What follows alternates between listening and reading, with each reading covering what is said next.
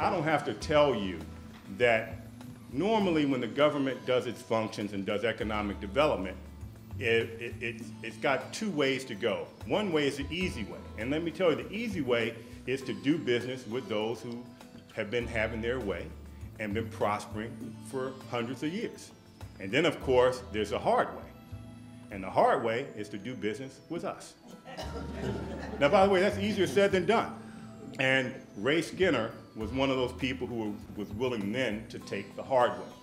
And I'm going to tell you how hard it was. The building we're talking about is 2100 Martin Luther King Avenue. And one of the important lessons I learned about the deal was that opportunity can come when you least expect it. But you have to be able to recognize that opportunity and seize upon it when it presents itself. I think we all in life are going to have opportunities cross our pathways. And it's just what we do when those opportunities cross our pathway that defines us and gives us that opportunity to live a fulfilled life or an unfulfilled life of missed opportunities. So one afternoon, I'm sitting in my appraisal office. I'd been in business for myself for a few years. So in 1986, I still had these grand plans. So I leased more office space than I need. So I sublet some of it to other tenants. But one of my tenants was a residential and commercial real estate broker. So he comes into my office and he says, hey, I got a deal for you. And I've got a client who owns some land in Anacostia, and he'll sell it to you for $900,000. I said, why on earth do I want to own a vacant piece of property in Anacostia? And he said, here's a silver lining. And he showed me a letter signed by the mayor of the District of Columbia to a major non-minority developer, a downtown developer in Washington, D.C., committing to lease office space in a building that developer planned to build on that site. So to pre-lease it, thus guaranteeing the building would be profitable, guaranteeing it would be financeable.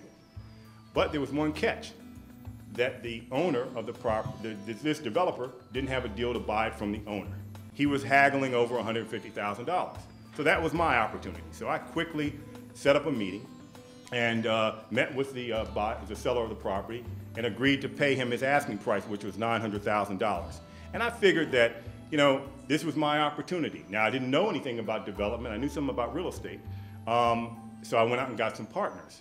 But I didn't remember hearing the mayor politically saying how he was committed to economic empowerment for African-American entrepreneurs, and there was a new generation coming around. I figured I was one of those new generation people. And that he was committed to rebuilding our neighborhoods. Anacostia is one of our neighborhoods. So we made a deal to buy this property, and I partnered with some local developers, and we split it 50-50. And we went to the district and offered to build a building for them just like this other developer had. And we offered to do it, though, for 15% per square foot less. Now, my partners, three white developers from Montgomery County, said, are you crazy? Why on earth would you offer, why do we have to lease it, you know, for less money than these other guys? You know, and we're doing minority participation too, so we should be able to charge more. We've been reading in the Washington Post that it costs more money to do business with black people. Now, why are we doing it for less? I said, because this is reality.